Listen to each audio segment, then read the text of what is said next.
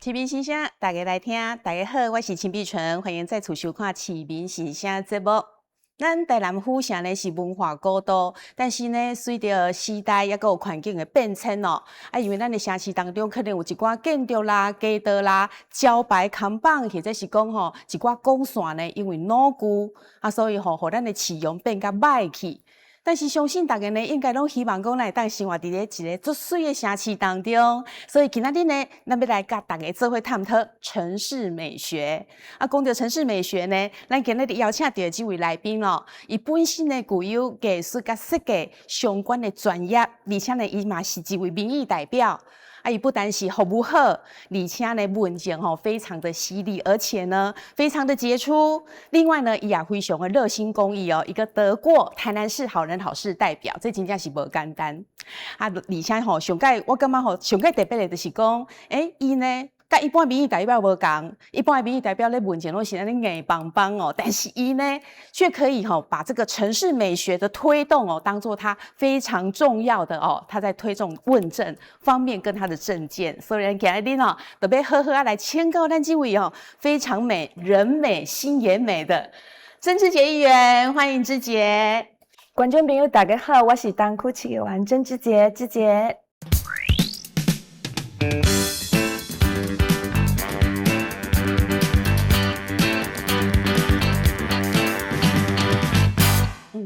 好，看到之姐都觉得哇，我们的空间变美了相信之姐跟我一样，我两个都做爱术也啦而且呢，其实我觉得之姐她本身对于这个美她非常有敏锐度，因为她以前在读高中的时候是美工科的嘛，对接触都是美的东西。然后另外呢，她到澳洲去读书的时候呢，她也是跟这个艺术设计啦，或者是那个很高级的这个饭店啊，高级的国际服饰品牌都有相关的工作经验等等，所以呢，培养了她非常棒的这个美学的这个感受跟美学的观感。好，那这样子的话，其实我们觉得说你对美非常的坚持也有个人的看法，所以你按呢来看咱台南市的话，你把这个美放进去，你怎么看我们台南市的？谢谢那个碧纯姐把我讲的这么的专业，这么的好。本来就是。其实呢，说坦白呢，我呢的是一个非常爱水的查囡仔，我非常注重自己的外表。是。这个记得有一次我看到一篇报道，他在写这个裕隆集团已经过世的这个严凯泰严总，他曾经说过一句话，他说如果人你连自己的外表你都没法度整理得做好势。连你自己的外表你都没有办法打理的很得体打理好，那你还能做什么事？那当时我看到他这篇报道，我就觉得心有戚戚焉的，告我赶快。那以前过去我从事的工作啊，就是每天真的一出门都是随时是准备好的状态，就是打扮得很漂亮。那回到台湾做这个服饰精品跟时尚产业有关系的一样，当然要打扮得更漂亮。那现在呢，从政呢如何让人家每天看到我就觉得我够专业，像个议员，但是呢我又要保留我曾之杰一点点的特色，所以这对我来讲是很大的一个挑战对，我原本衣橱里面的衣服大概有一半以上现在都要冰起来了，都要冰起来，这是什么风格？很多样但是可能就不适合穿在一些就是平常像我们如果去会刊，对，可能就也不适合那样的穿着，总不能穿像我这样吧？对啊，我也喜欢这种衣服，对不对？我相信台南市议会会很期待有这样穿着打扮美美的、很甜美的议员进入市议会。对，但是去会刊的时候就不适合啊。是啊，但是像会刊的时候，因为我爱漂亮，那因为长期要接受风吹日晒雨淋，所以你会看到我撑着阳伞，因为真的太热了。那有时候一天下来好几场的会刊，那可能都从中午开始，所以还是要保养。那对于这个美学的部分，对美的讲究跟自我要求，所以我还是希望我曾之杰每一次出现在所有市民朋友的面前，是展现很眼睛为之一亮，那让人家看起来觉得舒服又不失这个专业度。对，所以其实我们觉得说，因为我们知道你的父亲嘛，就是我们的前副议长那问政的也是相当受到人家敬重，是。然后之后呢，就是你的弟弟曾信凯来选。好，然后后来呢，你才接棒接在弟弟后面来选，但是你的风格可能跟你的爸爸啦，跟你的弟弟，对，他们问政风格不一样，因为你们对美的感官是不一样的，所以你是不是觉得说哦，不管你们是文宣或者是你问政的方式，用美这一块的话，你的问政会跟他们很不同吗？很不同。那时候弟弟在信凯在做议员的时候，我是他扶出的执行长。是，我觉得那个时候是我的在政治圈算全盛时期，因为那时候我是以一个非常新人的这个角色，在做他市议员扶出的执行长，所以在那时候在弟弟的文宣设计上，因为我参与的程度非常的深，因为应该说整个我们团队的运作我都是主导的哦，对，那所以是很核心的，所以那时候很多的工作活动的参与，造就我很多的感受。那你知道，我们对从事艺术设计的人都特别感性一点，所以其实点点滴滴都可以打动我。所以在从事协助弟弟的时候呢，很多的感动。所以我记得那时候有一年我们经历了疫情，所以那时候弟弟的这个形象，那时候虽然没有在竞选，但是我觉得必须要传递一个讯息给社会大众，所以我就用我的这个设计艺术的这个专长来传递了一个讯息。所以那时候我帮弟弟在做了一个形象的打造，所以我们选用了2个色系，一个就是黄色，代表希望，代表未来，那另外一个就是灰色，代表沉稳。那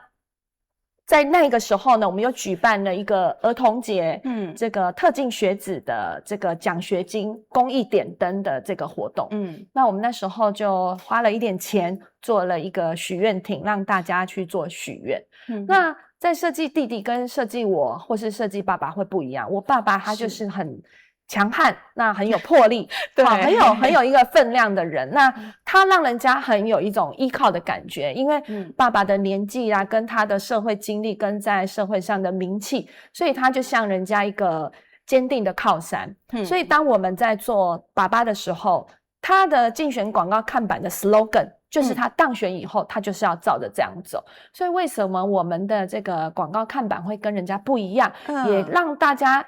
会想要来学习我们的风格，就是这个原因哈。爸爸就是永远站在人民这一边，监督市政，永不妥协，良心跟胆识，这个都很符合他曾树良先生的形象。那弟弟呢？那时候他正年轻，然后他就长得帅帅的，又身高又很高。那时候摄影师就说：“没给他拍好，会变成像在拍明星的那种服饰的这种杂志了。”所以那时候在做弟弟的时候呢，我们就是要让人家觉得为之一亮，就是说，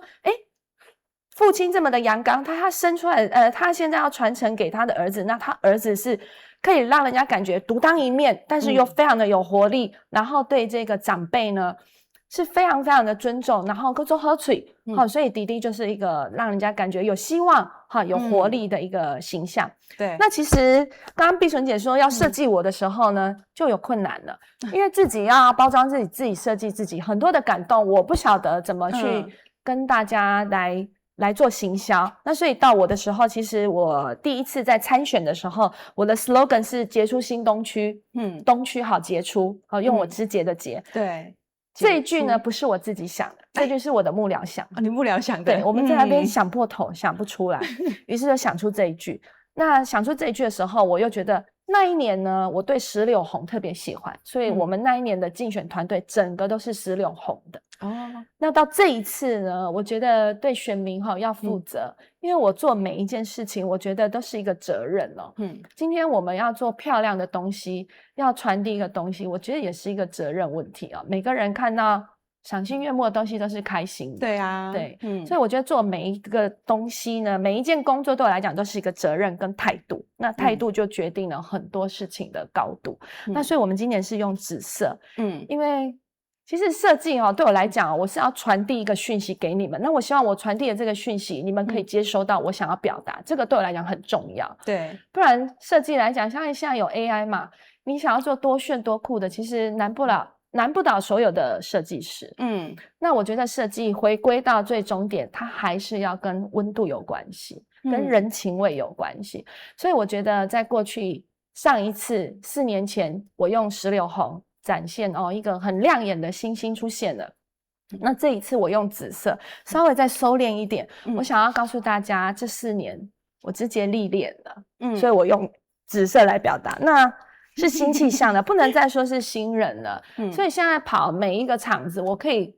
很轻松、很自信，但是带着谦卑的态度告诉大家说，这4年多这4年我完成了什么，我做了哪些，哪些正在进行，哪些是我未来的。那所以我用紫色来做代表，那效果也还不错，整个团队出去，大家还是很清楚的可以看到我芝姐服务团队。那我觉得这跟美学都有关系。对，哇，很多细节。对，没错。我那时候看到这个紫色，其实我真的觉得很棒跟就衬托你的人，然后你就是会把之前他就会把比如说我6月份啊什么薪资上路啦对，或者是一些讯息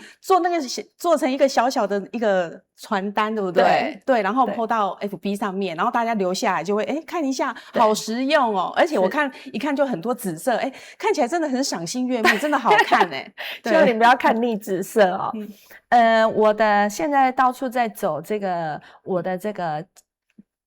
算是正畸的文宣，我把大标题写出来。对，那接下来第2页就是会有一些生活的尝试哦，这个我也是算是首创的。因为有一些长辈每天会传很多的健康资讯给我啦，或是早安资讯，有一些励志的话，我也有励志的，我也有我的芝姐语录都是可以跟大家互动交流的。那我会这么做，就是因为我觉得什么东西都可以经由设计让他觉得不一样了。所以我看到一些长辈传给我一些什么预防失智啦，如何吃哪些食物可以抗身体发炎啊，我觉得这个在竞选过程中我都可以跟大家分享。那当然我们宣传单回归到今天主题美学，我们宣传单还是要给它做的美美的，然后这个图说让大家看得很清楚。那这个就是随时随地我都想要让芝姐送出去的每一份东西就是漂漂亮亮的，大家是愿意收起来，不是拿到就直接放旁边，拿到就留在原处，他就走了，之后就收在垃圾桶里面了。没错，对，所以我觉得我的文宣品出去目前为止都还算及格，那也谢谢大家都还喜欢，有留下印象。对，因为好看而且实用，做设计的好的话，真的像芝姐讲的，不会把它乱丢，还会把它拍起来呀，或者是截图下来，拿出来看很实用。那你如果做的很杂乱、很不好看的话，谁会想留啊？赶快丢掉了。对啊，真的是要用心。对，所以其实这个美学从我们日常生活当中其实一直都是存在的。不管从竞选的话，这个传单啊，然后你 po 上网的啦，或者是说大到整个我们的城市，其实都可以用美学来讲。好，那我们来讲到这个城市美学，东区嘛，东区我们知道说，其实东区就是文教重地，对，那也有很多的一些文化古迹。那其实可能就是随着年代的久远，好，那有一些地方就是可能被破坏的是老旧的、残破不堪的。那我们要怎么样把这个美学放进去？因为你可能还要保留原本它要有这个文化古都的风貌嘛，这次会不会很难啊？会很难。首先你要先深入去了解它的一些历史背景，然后再回归到现实面，那还有未来。那其实我讲2件好了，第一件就是在这个东区的龙山里这个考种室，是那边呢，我们大概花了应该将近快10年有了吧，好，从我爸爸一直到我弟弟4年，然后到我又是在我手上完成，所以我觉得我自己好像上天就觉得我应该还有这个小小的能力所以有很多要花很多时间的这个建设争取，然后就在我手上完成了。这个龙山里的考种室它是古迹建筑，我把它绿美化，就在今年刚刚完成而已。那它过去呢，它就是因为这个地目啊，还有地上物啊，这个所有权人都是不一样的。那经过多次会勘，那永远讯息好像都传达不到上方，那所以在有一次是我过去有爸爸会勘、弟弟会勘，然后一直到我，但是我会勘的那一次，我就马上发现，我们会勘其实都原地打转，因为它讯息没有传达到上面，所以我就在当场我就告诉他们说，有这么漂亮的建筑物现有就在这边，然后又这么有历史时代，那旁边整个周遭又有云飞帆，那这么漂亮的住宅社区，然后有龙山里的这个公园绿地，那个里长许里长很会保持，那这么漂亮，那为什么你们一直迟迟没有动作呢？那会勘都几年了，所以我就告诉他们说，其实你们可以把它怎么做。那当场我就提供了很多我的想法，那他们也听得进去。我说，那你答应我，你把这个讯息传到上面，上面一定要知道。那后来他们应该我讲的话听了下去，所以是这件事情就有了一个很圆满的结果，是那中央也拨钱下来了，那里长也很开心，因为这件事情真的跟了很多年了，那所以才有这个东区的这个考种室，那就在林森路旁边，就在这个云非凡跟这个监理站那边的那个全联，就在中间那一块，所以市民朋友如果经过，真的可以去看看。对，那另外第二块就是也是在我们东区的全南里，这一块呢，我就花了2年的时间跟全南里的洪孟甫洪里长，那一开始呢，大家看可能会觉得，这就是在九桃你啊，好像没什么。但注意看这边呢，其实在这个，它这边有告示牌哈，它这边有跟你讲，它这个是我们东门城虾壁，这个都是上百年的古迹耶，这是残骸了，对，城墙的残骸了，留在这里。那这一块整个土地呢，它就变成了垃圾场，对，没有人理它。那里长很用心，他很资深哦，然后他就跟我说要怎么办，他常常照了一些照片给我看，就是有人乱停车啊、违停啊，然后丢垃圾，一些民生垃圾都丢在那边。后来我们花了2年时间跟文化局。它就变成了这样子。是，那文化局很用心，历任呢上一任的这个文化局长到现在的黄局长，在他的手里完成了。那也是古色古香，那这个城墙还在。那唯一美中不足的就剩下中间这个私人地了。对，所以我要讲就是。在古迹的一些维护跟修护，常常需要花掉很多的时间，就是这样。它的地目不清不楚的，要不然就是它有公家用地，然后中间就来了给你的一个私人地。好，所以我们这边也有请托韦哲市长，希望可以把它征收，跟地主联络。那是这件事也还在进行中。那我们那一天就很开心啊，街坊邻居都很开心。这个不是我主动去拍，是他们打电话给我，叫我过去拍照。他说你看这时间，好，所以台南府城目前我完成了这2座，那其实还有很多地方我们一直在盘点，对，但都需要时间。没错。那府城文化特色真的需要加强，我觉得台南市有很大的这个进步空间哦。其实。FB 跟 IG 我很多讯息都在上面，那也有网友，他跟我说哪一块，最近就有一个网友跟我反映，他们那里有一块空地就杂乱不堪，然后他又很怕登革热，是，所以他就拍了，他就传了这一张照片给我，就说他希望那一块空地可以变这样，可以变成这样子。我马上跟网友说，这块就是我做的啊，是，他就觉得太棒了。所以我发现这几年我在推这个城市美学是有被看见的，所以其实市民朋友他不是没有感受的，只是他们的声音可能就像我刚刚讲，上面没有接受到，对啊，没有听到，对，所以。城市美学我一直从上任以来这么极力的做，那城市美学不是只是花钱把东西弄得漂漂亮亮的，因为台南市是府城，那我们是勾辖啦齁，所以我们其实有很多基础建设都需要在等待中被改善，所以如果我只是为了把东西弄漂亮，我花了很多人民的纳税钱，叫市政府一直拨预算去把这里弄漂亮弄漂亮弄漂亮，但是并不是咱台南市百姓现在所需要熊迫切需要的那种事我不做，是迫切需要的我们先来处理。好，所以我上任到现在也先提了4条路的路评。好，那目前有完成就是东门路、大同路跟小东路。这3条路评都是直接提的，那我也都是本人会看，这个在市议会都是有凭有据的，我不能在这边说大话的，没错，所以这个也是城市美学，路评也是城市美学，而且这个很贴近民众的需求，是，对啊，所以一条路的平整标线的清清楚楚的标示，你开在路上、骑在路上、经过看到都很舒服。那接下来我们还要做的还有很多，那我觉得我在提倡城市美学，那因为我现在不是艺术家。我是民意代表，我现在所做的我就是要为民服务，所以我希望我的城市美学可以兼具美的概念，但是回过头来我最想要的就是希望贴近台南市民朋友的需求。对，好，这2项好，所以就是你现在电视上广告都会看到生活美学，生活美学，所以把美融入到生活里面是芝姐一直很想做的一件事情。对，没错。东区除了古迹多以外，我们知道说，比较新的热点可能就是我们的平石营区，还有这个台南的副都心。对，那这样子他们的开发跟这个美学，之前你觉得他们可以做结合吗？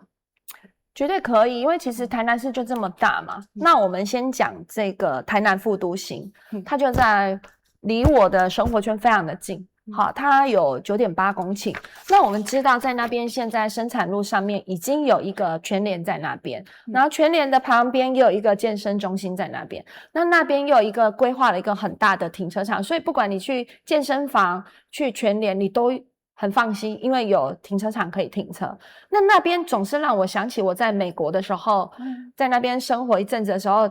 我觉得那里就让我觉得很有美国的那种感觉。它就是一个住宅，一个住宅，然后有一个超商，超商就一定有一个停车场。那在旁边靠近铁路那边，在未来2年将会完成这个好事多。这个是很多台南市民朋友都知道的。那好事多也去拜访了我们这些议员，来跟我们说明，因为有一个新的这个建设，其实台南市民朋友最担心的就是交通问题。对，那好事多他们这么大的公司，所以其实不用担心，他们会把交通规划得很好。这个他们全部都评估下去了。是。那在这个台南副都心那边，未来铁路地下化之后，那里会有一个火车站的站口在那边。但是更重要的，在我上一次的这个总质询，我有提到，我们需要一个小巨蛋。因为现在台南机场经过市长的努力，已经冲绳跟熊本是可以直飞了。那我们需要一个国际的这个场域，那可以做很多艺术的表演，或是一些国际演艺人员可以来做表演、做演出。那商圈整个在那边又有这个铁路地下化，有车站的站口啦，那你整个发展起来，我觉得很棒，是一个亮点，真的。那从那边再沿着崇德路一直往下去之后呢，我们那边又会有一个这个平石公园、平石营区。那平石营区那边其实大家都不难知道，就是南纺梦时代，对，那边也做得很好，那假日也都有一些市集。那我觉得那边也很有条件成为台北的信义区哦。对，而且那边的交通呢，也值得好好的通盘去规划。我真的觉得规划交通是要通盘的，因为它要跟附近的居民的生活环境啊，还有它的住宅的结构、大楼啦，或是它是有一些旧部落，或是有一些新的透天的啊。这个都要规划下去，所以那边除了有特色公园以外，还有一个很大的平石公园。然后那边活动中心也建造完成了。那其实未来捷运啊，也都会从那边经过。那边的这个交通的往来又临近这个小东路，所以其实那边的交通也值得被好好规划。那回过头来讲我们的这个台南副都心哦，因为那边真的很需要一个小巨蛋。那也搁置很久，10几年了，很多议员都在讲，都在关心。对，是的。那边也有很多的台糖的空地，那这时候就要看我们市政府的能耐，它到底可以规划出一个什么样的东西。那我觉得行动力很重要。想归想大家都可以纸上谈兵，也可以讲一些空中的，对。但是我觉得还是要有执行力啦。那副都心那边，芝姐还会再做一个公车暂停的艺术化。因为我也有盘点。那我在做这个公车暂停的艺术化，我是有计划性的，所以第一站我其实是坐在巴克里公园对面的台糖长隆站。颜色非常的鲜明，现在晚上如果市民朋友经过就可以看到颜色很鲜明。那我那一天完成之后特别去拍了这张照片，那很巧衣服颜色也一样。那我很多的朋友他们也去打卡了，所以这一点我也觉得蛮安慰的哦。那讲到那个车站啊，其实我有帮你截的这个图。对，在这里。对，改造前改造后。对，那我想要问芝姐，就是说它改造前其实是你喜欢的紫色，那个也是你把颜色有先换过，对不对？这个不是。台南市你看到，因为我们是府城，所以它的造型都很像一个旧式的这个屋瓦一样。对，那它漆成紫色，所以台南市几乎所有旧款的公车站厅你看到的都会是这种紫色的。然后这壁屋都是这样翘翘，它其实就是有一点那种府城的概念。对，好，那它老旧了。那其实我前阵子盘点了20几座的东区的这种老旧的公车站厅，我只是把它粉刷而已，跟这个维修仪表板。我并没有把它艺术化，因为艺术化一个公车暂停要很多钱，要很多钱，对。对，那所以我刚刚说的，你要做城市美学，事情有轻重缓急哈。对，来，你看我又帮你找到一个，大家看这是原本最一开始的，对不对？其实那20几座重新翻修后的公车站的照片，都有写在我直姐的粉专跟 IG 上面。那这一座做了，其实公车站艺术化，我只会做4站而已。其他的做翻修，那如果市政府他自己还有想要做的话，他可以自己去编列预算来做。那这一站呢，离我家很近，所以我每天回家路上都会看到它。那当每次看到有人在那边晚上呢，那很亮哦，所以很安全，在那边等车，我就觉得很安慰，我就觉得我好像又做了一件好事。对。那有一些公车站椅子坏啦，维修我也都会马上通报这个公运处来做维修。对啊，所以我觉得不管是未来刚刚讲一半，未来这个南纺梦时代今年年底或明年初会完成一座第2站的芝姐所提案的公车暂停艺术化。那一站就是未来感就会因为那边好期待哦。对，那边有很多新的住户要搬进来我们东区，所有大楼一栋一栋在盖。那里又有南纺梦时代，那到时候那边以后未来铁路地下化啦、捷运啊，很多这个社会新鲜人都在那边走来走去。那所以我觉得那一站是我们当初设计规划就是未来感的。所以也希望市民朋友敬请期待。对，其实我觉得公车站啊是很多外地朋友来会看的。看一座城市，他其实从公车站看，他们有时候也会搭公车，然后感受到就是说，哇，这个公车站怎么跟人家不一样，然后很特别，融入美学，这代表我们台南市的门面，对不对？然后讲到这个台南市门面，我们知道说芝姐之前我们门面是什么？就是我们的台南火车站的门面嘛。对，我也讲过。的门面啊，然后这个是芝姐有去争取、有去咨询的，来跟大家讲一下。对，这个门面它好像搁置了很久，一直做，那它现在终于门面打开了，所以在这个我们台南市火车站前面的这个原本有一个圆环，它现在会被将来它会被打平，那它会被分割开来，那到时候那边的交通就会跟现在很不一样。那它现在其实已经做分流了。那火车站刚刚碧纯姐讲到的门面，其实公车站还不是门面，我觉得火车站才是真正的门面。对我昨天接到一个朋友跟我反映，就是说有回乡的这个乘客坐火车回到台南火车站，那他搭了一台计程车，非常的脏，非常的臭，所以他就在网络发表一个评论，所以这个朋友就把这个讯息反映给我，那我也准备跟相关单位来做探讨。那计程车大哥大姐他们真的很辛苦，而且尤其台南坐计程车真的不是一个潮流，大家还是习惯用家人来接送。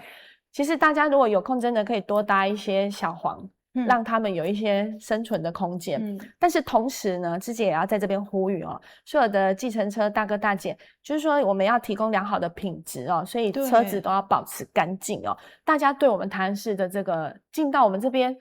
没有人在的状况下，不知道路的状况下，一定搭计程车嘛？对啊，不然现在也会叫 Uber 啊。所以希望大家就是维持我们台南市的门面，是大家一起来做这件事情。所以他下了火车搭计程车，他的观感就不好了。所以这个火车站他们也是周边只要跟他们有这个关联性的他们都应该来做一个品质的管理。但是绝对不是严苛的要求让人家没办法生存对，我觉得美学这个概念除了实用性以外，也要人性化。对，所以可以来用辅导的，让这些计程车司机都在一个很棒的这个服务品质下服务所有的搭乘的这些乘客。对这个讲到这个火车站呢。我记得好几年前我也去参加，那时候我还不是市议员，但是那时候对面的那一栋大楼他就做了一个外墙的这个翻修那时候我觉得很可惜，既然中央要给经费的，为什么只做了外墙呢？因为那栋大楼真的很老了，我觉得它连里面都需要被翻修。那你看我们现在火车站就快要完成了，交通也在进行当中，那栋大楼在那边我就觉得很可惜，就又要再拨一次经费这样子，对，蛮可惜的。那火车站的实用性，为什么之前做公车站的这个艺术化跟公车站的这个检视来翻修、更新跟维护，还有为什么要咨询这个火车站的门面？因为我觉得台南市的基础交通建设需要真的好好的来检讨一下啊。因为如果一个城市的交通发展的好，它就会进步，就可以把人带进来。对，所以我觉得这一点台南市真的还有很大的进步空间。那做这个公车站也是发现到很多的长辈，很多的上班族学生都用得到。对，所以我就这么去做。所以我在做城市美学还是要再一次强调，只要是台南市民朋友迫切需要的，我就会去做。对，每一次都是主动出击。对，其实我们的市民朋友也是可以跟芝姐反映啊，对不对？是啊，很多人在跟我反映啊。我昨天案件超多，都是来自网络的讯息。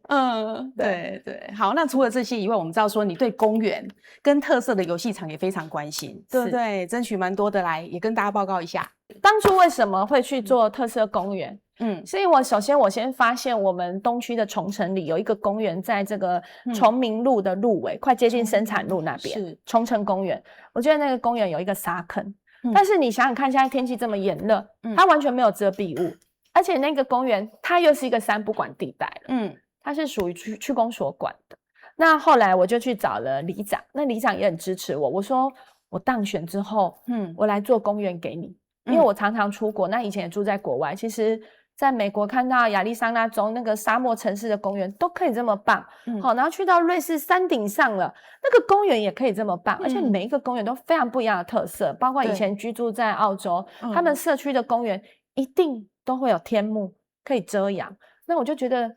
那个公园需要被改造一下，所以呢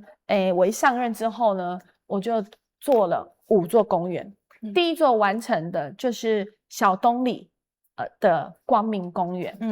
那时候想要做主题公园，那因为我很爱动物，但是那个小东里里长他很爱猫咪，所以我们那个公园是猫咪主题是，所以就有请了一个黄老师来画图，画了小光跟小明，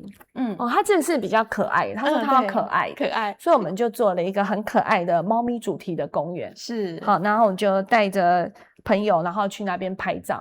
那个公园现在除了有很多猫咪坐落在不同的地方，这个只是进去的一个入口的一个公共艺术而已，是好，小光小明，那其实你再进到公园对，进到公园里面呢，它还有小光小明的这猫咪伙伴坐在不同的角落，然后那里也有攀岩，也有篮球场，那未来呢，里长也希望我在那边争取一个羽球场，所以篮球场可以跟羽球场共同使用，是也正在努力中，这是第一座。那第二座就是我非常得意的作品了，这就是我们的崇城公园。你不要看它整个都蓝蓝绿绿的哦，这个公园呢，应该是现在台南市呢水平屋公园，我不敢跟它比，因为它那个在市区又比我们大。对，但是如果除了水平屋公园，这个公园是目前我看过人数最多的公园。是，对，非常多的市民朋友带着小孩来这里玩，而且我们旁边循环住宅旁边有一个咖啡厅。就你刚才讲那个都是沙坑，那它没有遮阳的，遮阳哦。遮阳一定是特色公园非常需要，还有特色游具，这每一座游具都很多钱，因为之前是罐头式游具，所以很多家长都在骂，就说每一座公园都一样，每一座公园都是那罐头式游具啊，噼里啪啦一直讲，所以你们的声音我都听到了。其实你们如果去 Seven 啊，去全联啊，去某某小吃店吃饭，你都会遇到我芝姐本人，因为我就跟你们生活在一起。对，所以呢，所有的声音我都听得到，所有的现象我都知道。对，我就是一个很生活化的民意代表。对，四处都可以听到民众的心声，你四处都可以看到我。对，我记得那时候刚当选去全联，有人看到我，他好像他吓到，他说你怎么会在这里？我说我来买牛奶。不可思议的感觉，也会去邮局银行，我都自己跑。是，那所以那时候就觉得，常听到人家在讲那个罐头邮具，所以我们就做了这个特色公园。那另外还有一个也是让我很骄傲的公园，就是我们德高里的德高公园。德高那里有完成的台南市第一座毛小孩友善专区哦，就在那里。那德高公园跟这些主题公园不一样，它是共融公园，它有体健设施，所以它又有兼顾到长辈族群，可以在那边拉筋，它有一些运动器材，对，那它也有小朋友的闯关的游具，对，所以那里是共融公园，是对，所以城市美学除了贴近需求性跟实际性，还有人情味以外呢，我在做这些特色公园，我希望它是可以全龄的，就是每一个年龄层都可以照顾到。我照顾长辈跟小朋友的同时，其实我也照顾到青壮年，因为他们可以把小朋友带去那里放风，他们可以暂时的也给自己心情放风一下。对呀。那第4个刚完成不久的第5个刚完成不久的公园，就是在文胜里的玉屏公园，那里也是闯关的，也是特色公园。对，那所以有这个崇诚公园啊、光明公园啊，还有德高公园啊、文胜公园啊，东治里的阳光公园，那里有一个黄色的地球仪，就在崇德路跟生产路的十字路口。那因为那边还没有做这个遮阳，那最近也在争取当中了。那里需要遮阳。是，对，以上就是我做的5座公园，那未来还有另外3座新的，那先保密一下。那比较新鲜感，很不简单呢。其实你要让公园这样，公园其实就是说很多人很喜欢去，但是你如果都一样的话，没特色，可能就去几次就算了。对，但是现在这么有特色，刚才看到那个有猫咪那个，我就蛮想去的。对，真的需要这样，因为太热了。对，尤其是我们台南这种天气，对，非常的需要。是。好，那另外我们要讲到说，我们刚刚讲的都是白天嘛，如果到了晚上，其实我们看像国外啊，很多它都是透过灯光来营造出说它夜间的美感。那之前其实你也是在国外住蛮久的，是。好，那就你看到的蛮多的，你觉得说如果利用灯光的话，是不是可以让我们的台南会变得更美啊？有。因为其实我知道上一次我们有讲到这个我们台南市的圆环，对，其实那时候我就觉得圆环呢，如果它的位置是 OK 的，不影响太多的这个交通的规划的话，我希望圆环是得以保留的。那圆环的地方呢，就很适合打一些昏暗的灯，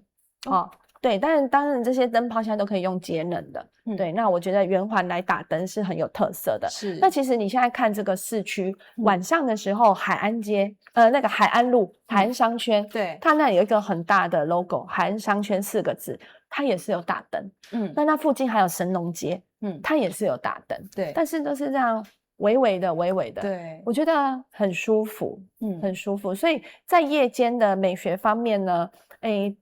不要用太过刺激的这个光线，用这种微微的灯比较带黄色软色调的灯的话呢，也可以展现我们这种府城，就是我们是古都，对，然后又有一点神秘感，让人家会想要去就是探索。好，所以这是晚上的部分，我觉得如果用这个微微的黄灯、暖色系的灯来表现，那我们也知道，好像在这个哪一条街它每年元宵的时候都会有那个灯笼挂在上方，那很多人会去拍照。对，我觉得这个也是一个展现美的这个光与美的这个方式。对，也很棒，很多人每年都会去那边拍照，每一个人都很会拍。对，现在有很多庙宇都会配合一些学校，然后彩绘灯，然后把它挂出来。对，元宵节那个时间是真的让府城看起来又很有那个古都的风味，很有神秘感的气氛。对，因为晚上点灯微微的，对，很不错。所以其实透过灯也可以让我们的城市变得更美，尤其是在夜晚的时候。好，那我们知道之前你就是会一直推动这个艺术嘛，对，跟什么地方创生之类的。但是大家都会干嘛讲？那艺术跟是都爱走去美术馆看啦，去各大固定的所在参观。是，我们怎么把它推到一般的，比如说民众常去的菜市仔啦，或者是说庙宇啊等等啊，一些什么礼活动中心之类的，怎么推广进去？是。美术呢，其实真的不应该被局限在这个美术馆或博物馆，因为我觉得那太无趣了。那些作品它就是放在那边，它不会动。是。那我觉得为什么我们一直做城市美学，一直希望来装点这个城市。我是希望把很多美的东西，我们全部在各个角落以不同的方式，以合适的方式把它呈现出来。所以整座城市其实就是一个美术馆。我希望台南市有一天可以到达那种程度，因为我不晓得其他民意代表有没有跟我一样。其实如果有时候真的没有行程的时候，是在假日的时候，我真的会上网去搜寻，然后我会去小餐厅吃饭。那我觉得那些小餐厅的那些年轻老板真的非常的用心，他们从店面，他们可能会去租那个老房子，然后他很棒的一件事就是他们并没有去破坏它原有的历史留下来的瓷砖、墙壁、厕所的那些洗手台、那些水龙头啊、马桶，他都没有把它破坏掉，没有更新，他只是把它弄干净而已。然后他可能里面就卖个意大利餐厅，意大利面，或者是做个小咖啡馆、小面包房，或是一个调香工作室。所以我觉得，台南市其实市民朋友自己很努力在做这个府城美学这件事情，所以我觉得身为市议员，我要融入他们。所以我希望就是说，这个像我也会为了要看美术馆，专程跑去这个台北啊，我以前就常干这种事，那现在就因为很忙的时候，他的档期我就做不了。那如果我们台南市自己也有的话，其实我不用大老远跑到这个台北去。那像我讲的，不要只有在美术馆里面各个角落，像之前做的公车站亭啊，或是我们这个龙山里的考种室啊，或是我们全兰里的这个古迹城墙的残骸啊，它都可以像是一座移动的艺术品，都可以是这样子的。那大家行走在我们的府城街道呢，都可以感觉到每天欣赏到的东西都是不一样，都是一个画面。那如果回想历史呢，再从自有文明以来呢，就开始有了美，就开始觉得说，我今天喝咖啡，我要用咖啡杯；我今天喝果汁，我要用果汁的玻璃杯；我今天喝水要用水杯。你就会开始发现，在历史记载里面对装饰啊、对妆容啊、对发型、对服饰的要求。所以我觉得这种府城的这种美啊，像我们出去穿衣服啊，其实到处都可以是个艺术品，到处都可以是个画面。像我做了这个特色公园，那如果你看到阿公阿嬷带小孩去坐在椅凳，然后看开心的画面，然后看着他的孙子在那边玩，那也是个艺术品。对我来讲，艺术品无所不在，都是活的，而且它随时都在变化。对，所以我这么讲，应该大家都能够明白吧？真的，所以其实这让我们就是生活化的这个城市美学，对不对？融入我们生活当中，怎么看都是一幅很美的画。是，对。好，那讲到就是说，其实近年来我们台南有很多一些年轻人啊返乡来创业，然后创业的东西都是一些文创品。对，那这些东西其实很美很棒，可是你觉得说，其实我们政府单位是不是有责任跟有什么方法去协助他们？让他们的店可以变成我们台南反而是文化观光的一个特色呢？其实那时候我刚当选之前呢，我心里有太多理想，我那时候想要做一个我们东区的小手册对，所以我觉得台南市政府可以去弄一个平台，然后来跟这一些商店来做接洽。然后愿意参加，当然这是自由参加。愿意参加的话，其实它可以市政府也可以提供他们部分的这个资源，然后它的这个时期的文创品呢，可能就会有我们一个台南市政府的一个小 logo 出来，那就很有卖点了。要不然其实你现在到很多地方去看很多餐厅啊，或是一些咖啡店啊，或是超市啊，反正现在很多商店都会自己出自己的文创品，首要其冲就是讲这个购物袋。很多商店他都会做他自己 logo 的购物袋。对，那个是自己否自己的商店，比如说我是 Seven， 那我 Seven 就自己做我 Seven 的购物袋。但是如果那个东西像那个当菜期，而且阿波了，他好像有跟我们经发局有做配合，所以那时候也有做一个菜期菜奇鸭，所以它就是有一个，还有鸭奇鸭，对，它有一只鸭的这个公仔，对，然后或者是它也有一张那个好像是 iCash 悠游卡吧，对，好像是悠游卡，我都有收到，我就觉得这些东西不错，但是那个只是市政府的，我觉得那个都好像是各自在做各自的事情。对。但是如果我今天是市政府，那我来跟碧纯姐的商店来做配合，我给你一个核发你一个我台南市政府的 logo， 我们一起来合作。是，我觉得这又不一样了，会让我想要收集。会让我想要收集，有一个纪念价值，所以我觉得其实市政府是可以朝这个方向。是，我市政府不用花心思，还要请设计师去来做设计啊，对，就让你去发挥。那我评分，我觉得 OK，很棒，有符合我想要的期待，我就核发你一个台南市政府的 logo，在你这个文创品上面。是，我觉得这个也是可行的。这个很棒这个点子就提供给市政府参考。对，而且我觉得台南市政府办活动要走出去，因为常常都是在市政府里面办。我觉得资讯都只有里面的人知道，外面的人不一定知道。对对，我多走出来吧。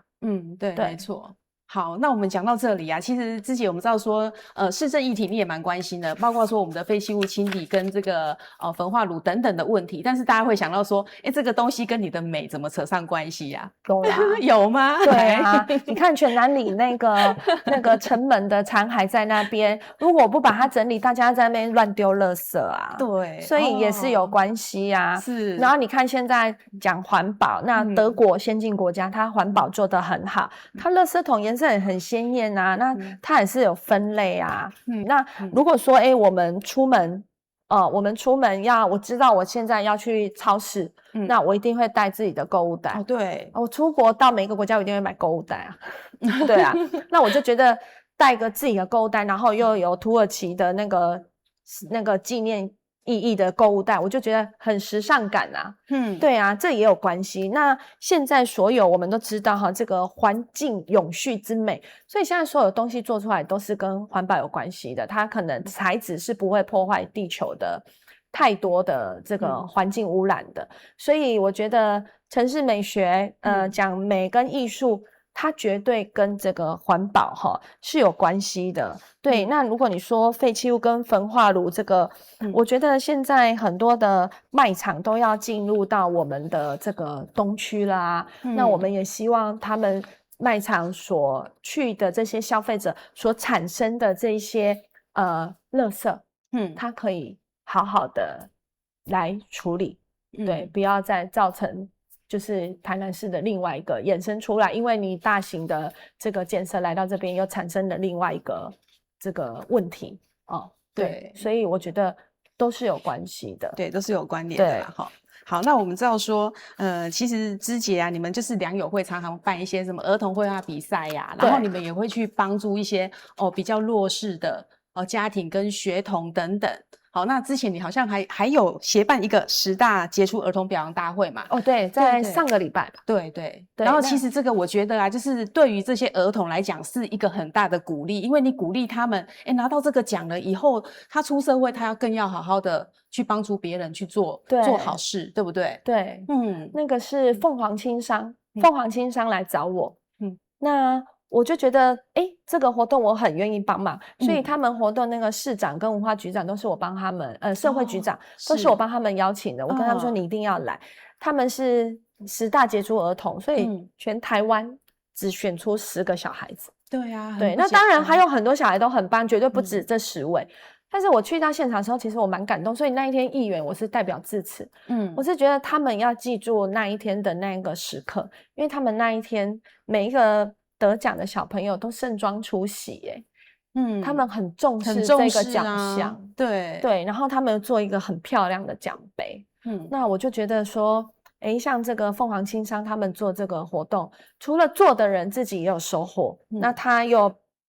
他们长大出社会成人，又把这些他们有的资源再回馈给社会，鼓励这些小朋友。所以我在活动现场有说，我希望他们记住这个时刻，然后将来他们一定要肯定自己，不要否定自己，然后要挑战自己，然后自己成为社会上发光发热的人，然后也可以跟凤凰青商这一些哥哥姐姐们一样，做同样的事情回馈社会，然后再去鼓励很需要被鼓励的对象。觉得这也是很美的一件事，这也是美，也是美。对啊，就像芝姐她得到这个台南市好人好事代表，哇，当时是最年轻的一位，对不对？而且哇，这么年轻还是做这么多好事，要被选上那个真的不容易耶。对，那时候是那一届最年轻的好人好事代表，那也是人家帮我报名的，我很谢谢他们，就是其实何德何能，因为其实要历练的太多了。对，他们还有叫我要继续往上一个奖项，我说不行，还要再历练，因为得奖的很多都是我的长辈，我觉得他们付出的是我在后面追不了的，追不上的，所以那一次得奖，我包了3桌，就是所有的亲朋好友，对，都到场，是很开心的一刻啊，也是很不敢当啦，很谢谢大家给我这个头衔。对，那个真的是一个很难得的，是真的有在做善事啊，就是人美心也美。从此之后，他就得了一个人美心善的大美人这个称号。真的，我们记者界都是这样叫你的。不敢当。好，所以讲到这个，我们知道说芝姐很重视，其实下一代的教育很重视。那如果说你要给我们下一代，我们未来台南的儿童一个包含了美学的一个空间，你会有什么样的一个构想呢？我会希望未来的小孩子，因为虽然我单身未婚，但是我们家一直有新生儿的诞生。对，那所以我现在有很多干那孙，我希望他们未来因为大家知道现在是4代，已经不是10代了，那未来世界都是 AI，我希望未来的小朋友的空间呢，他们在求学也好，游玩的或是玩乐的空间，我希望都是一个非常舒服，而且很自在。然后呢，我希望他们贴近大自然。因为不管时代在如何进步，我觉得最后我们还是要回归到最原始的那个状态，这样子我们的身心灵才可以达到一个非常舒服的状态。所以我希望未来的小孩子生活不要太辛苦，我还是希望家人也好，社会大众也好，给他们多一点大一点的活动空间，因为这样小孩子才会健康。不然现在其实文明病蛮多的。对啊，比如说焦虑啦、恐慌啊、暴躁啦，都是。所以我觉得他们需要一个很舒服的状态。最近有看一部剧叫做《铁拳教育》，韩剧《铁拳教育》。对，它其中有一集呢，就我昨天晚上看的，他就是在说，他江南那一带呢的有钱人家都要让小孩去念医学，所以他们从出生那一刻，家长就为他们量身定造他们未来幼儿园应该怎么样过，国小怎么过，国中怎么过，大学怎么过，所以那些小孩